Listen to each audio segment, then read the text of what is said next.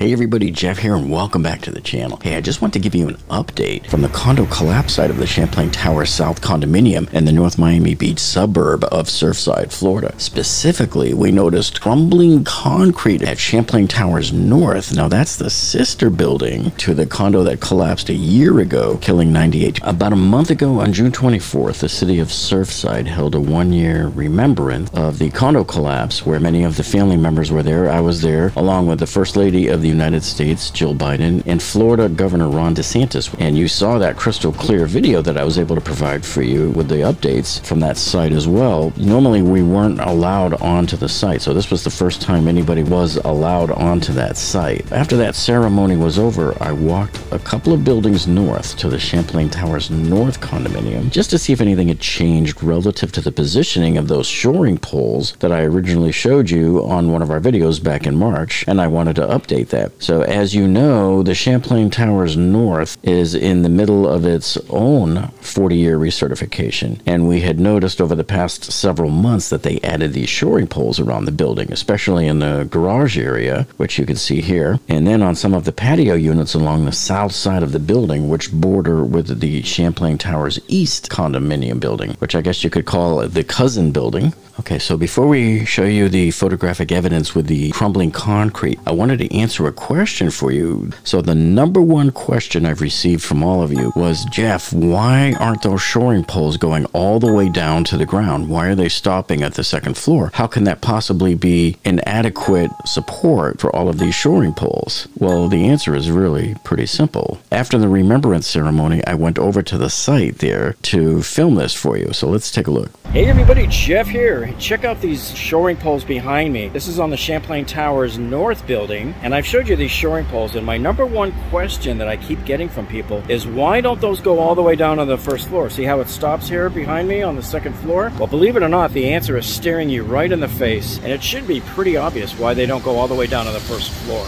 And yes, I can assure you the load is still being carried down to the ground. Okay, so here's those magic shoring poles that I showed you on the second, third, fourth, and fifth floor that are supposed to shore up possibly those patios. I doubt these are shoring up any of the columns, because right behind those would be a 24-inch column. These shoring poles are probably there to just shore up the patio decks, because they're probably getting ready to do repairs on them. And this is typical of buildings down here in Florida anyway, the condos. And they even use these during construction to bolster up the floors while they wait for the concrete to cure as they pour more concrete floors up. Well, the answer is they do, because the shoring poles go right here to this massive beam, and there's another massive beam jutting out right there, and that beam carries the load down to the ground through these 24-inch columns. Due to the massive 24-inch column, which is why the sister building, the Champlain Towers South, when that building collapsed, that's why this part of the building didn't collapse. Remember, they have almost the identical floor plan in this part of the building. The same 24-inch column and those same massive beam, and there's more beams than just what you see here, because you see how you have that whole drop-down ceiling? There's beams that crisscross that way all the way down the building that add a lot of support for the shear wall. Now, you remember the shear wall was that big, tall, 12-story wall that was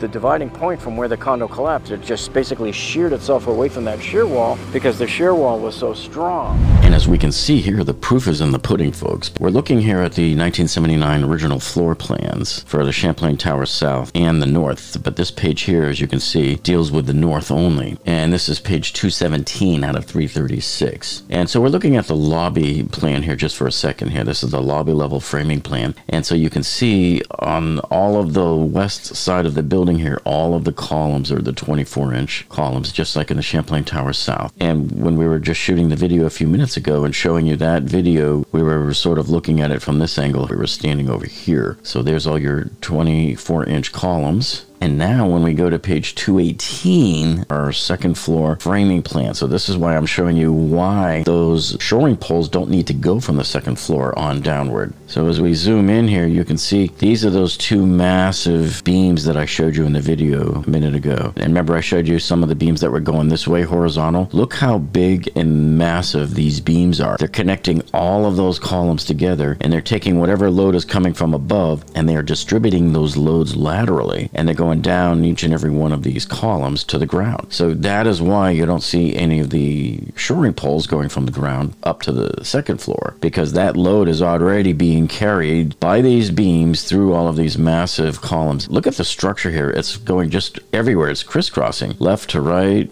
up and down, all over this floor plan. And here's your shear wall. Here is the elevators, and you can see that all of these beams just continue all over the place on this side of the building. But then when you look on this side of the building, which is almost the same as it was in Champlain Tower South, the same spindly columns, the 12 by 16s or whatever they were, 16 by 16. You can see these are skinnier columns, and they don't have all of the beams connecting them. Only around the edge of the building, which is right here. You just see it around the outer perimeter of the outline of the building. That's what you're seeing here with these beams. And remember, our H-beam was right here. So they have it here too in this building. This explains why this part of the building in the Champlain Tower South just simply collapsed right along this shear line. This side of the building lacked all of these big, thick beams that you see on the west side of the building. Why they didn't put them over there too? So maybe those thin, spindly columns could not handle the extra weight of those thick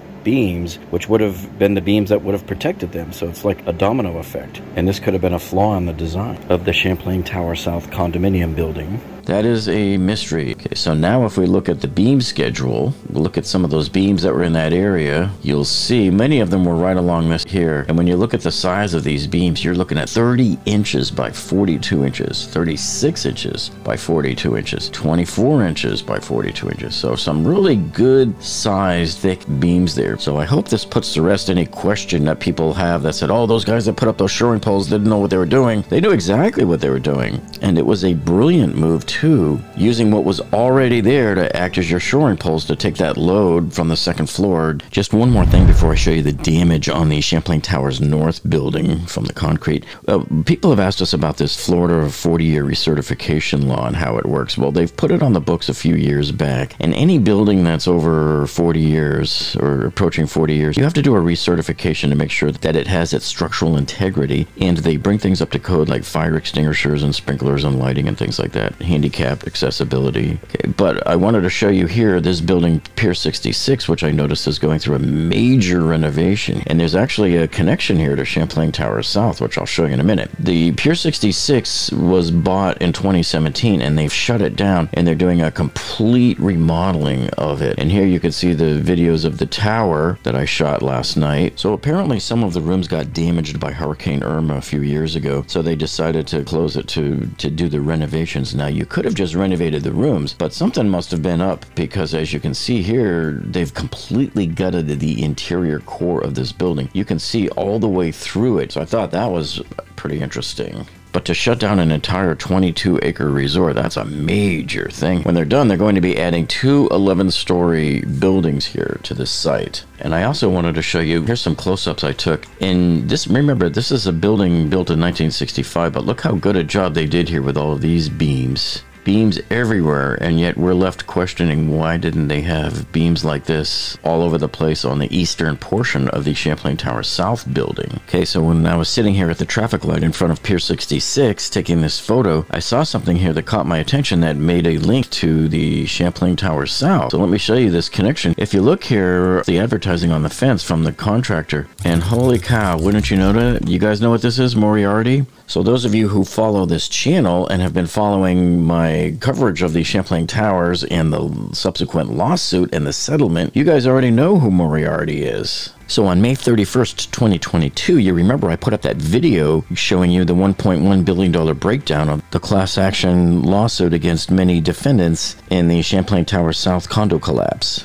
The remaining defendants named in the lawsuit here, the 87-part condo. John Moriarty and Associates here is the general contractor, so they came up with a good boatload of money. John Moriarty and Associates, holy cow, they must have had some huge amount of insurance, because they came up with a whopper of $157 million. But wait, folks, the coincidences don't just stop there, because last night I was having dinner across the way there and making this video when I spotted this mega yacht over here, that black and gray one you see there at the base of the Pier 66 66 Hotel, and I always like to run little searches on these mega yachts to find out their sordid past. Well, believe it or not, this yacht was originally built for Russian President Vladimir Putin's top aide, Mikhail Lysin, who was the press minister for Russia, and it was built in 2012. Unfortunately, he died in 2015, suspicious circumstances, in a hotel in Washington, D.C. So the boat was taken over and it was renamed Lady JJ, and they now rent it out for $375,000 per week, and it will sleep up to 12 people in 6 different cabins, and it has a crew of 13. So there's a typical mega yacht story for you that's quite often found in the playgrounds of the rich and famous. Okay, so let's take a look now at this damaged concrete that I was telling you about on the Champlain Towers North on this building. Okay, so the first damage photo I want to show you here, these were taken on July 22nd. Now, if you look up here, and let's zoom into this, this is looking up at the balconies of the Champlain Towers North from the south side. You see this massive amount of bubbling is what it looks like here on the paint. Now, there's 2 main causes for this. Either water gets into the concrete and works its way into here and starts to separate, and eventually it will burst and open up. And this will look like the Champlain Towers South garage ceiling did before it collapsed. The other thing that can cause this is maybe when they painted the last time, they didn't put primer on first. And so paint will delaminate from the surface if you don't prime it. You must prime before you paint. And here you can see where that bubble is right up here in relation to all of the shoring poles that we saw on this side of the building. Here's a clearer shot of it. Tried to zoom in as best as possible, and it looks like that it's trying to spread from the original spot. You can see it's trying to spread its wings out to the left. And here's something else you might not have noticed before. They never showed this on the news as far as I know. Some of these balconies right here, you can see they have nets. Well, why would they be putting nets on there unless they're worried about stopping falling debris? So that's kind of interesting. So I'm seeing these 2 nets only on these corner units on the 5th and 6th floor. Nothing on the 4th, 3rd, 2nd. Nothing on these floors here at the Champlain Towers North condominium. Hey, look at this. So the garage door is stuck open, and now I can see in there and get a much clearer view of the shoring poles that are back in there. Tourist video vantage point, and this is it right here. I'm standing in the exact same spot that the tourist was standing.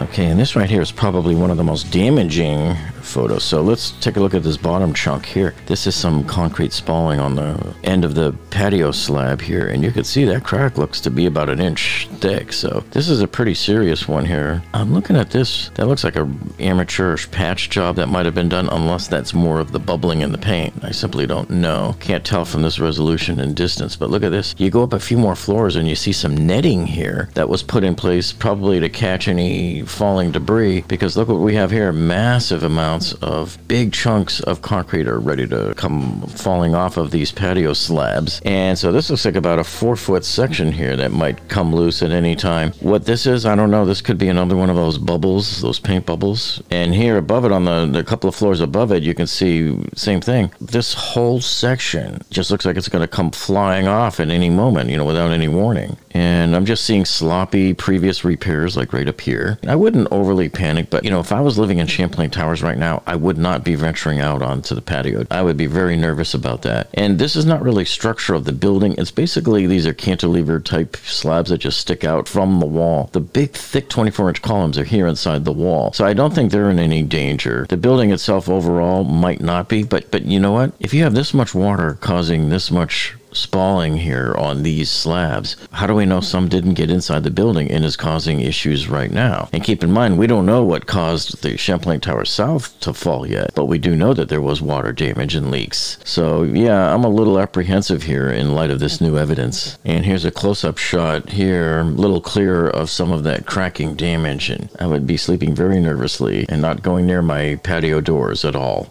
Here's another balcony that looks like it has some of this bubbling forming.